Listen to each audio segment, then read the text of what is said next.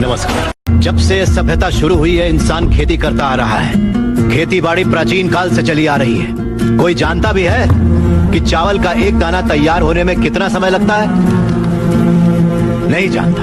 120 दिन 120 दिन तक जब एक किसान का पसीना उस धान के खेत की मिट्टी में बूंद बूंद मिलता है, तब जाकर अन्न पैदा होता है। और ये भी बता दूं कि हमारे देश में खाना बर्बाद नहीं किया जाता। अगर वही देश किसानों को बर्बाद होता देखता रहे तो फिर हम किसके पास जाएंगे?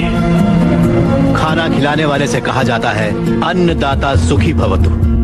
ये अन्नदाता है कौन? खाना पकाने वाला या परोसने वाला नहीं है, अन्न उगाने वाला है। और ये खेती जैसा उपहार ईश्वर ने हमें दिया है। सेल फोन के बिना हम जिंदा रह सकते हैं। टीवी और एसी के बिना भी हम लोग जिंदा रह सकते हैं।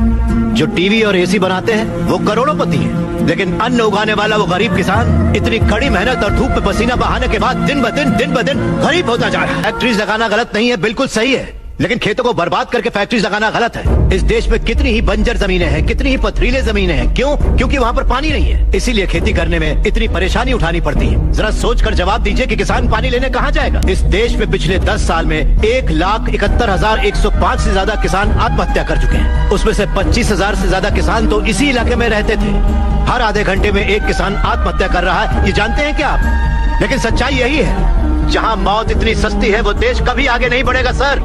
तकरीबन 10 लाख से ज्यादा किसान अपना पेट पालने के लिए गांव छोड़कर शहर में मजदूरी करने आ जाता है। जो हमारे देश की रीढ़ की हड्डी है वो बिल्डिंगों में चौकीदारी करता है। जो किसान हमारा भगवान है, अन्नदाता कहलाता है, वही मंदिरों के सामने भीख मांगता फिर रहा है। वादों पर मत जाइए, जमीन पर आ जाइए। एक कॉर्पोरेट में काम करने वाला हजारों करोड़ का उधार लेकर विदेश भाग गया और वहाँ बैठकर विदेशी शराब पी रहा है। सिर्फ 5 या 10 हजार उधार लेने वाला किसान जहर पीकर अपनी जमीन पर जान दे रहा है। इन कॉर्पोरेट्स की काली करतूतों की वजह से हमारी हरियाली जली जा रही है। खेत सींचने वाली नदियां फैक्ट्री से निकलने वाले गंदे पानी से जहरीली होती जा रही हैं। ये मल्टीनेशनल कंपनीज की मशीनें हमारी खेती वाली जमीन पर कब्जा करके उन्हें खत्म करती जा रही हैं। पर ये दिखाई नहीं देता। किन फैक्ट्रीज की बात कर रहे हैं आप? सारे हेल्दी फूड्स में मिलावट करके ये उसे बर्बाद करते जा रहे हैं। अंडे को शैम्पू में, गाजर को क्रीम में, सोया को साबुन में।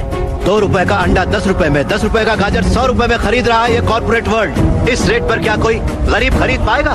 फिर भी ये पैसा किसान या गरीब तक कभी नहीं पहुंच पाता, क्योंकि बिचौलिए ले जाते हैं। ये बिचौलिया धीरे धीरे और अमीर होता जाता है।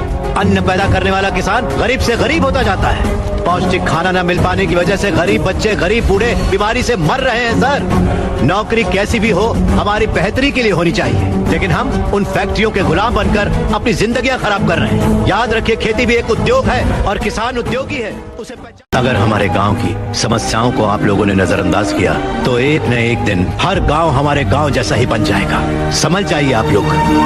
अगर ये मीडिया कोशिश करे तो ये दुनिया हिला के रखते हैं। वो ताकत है आप में।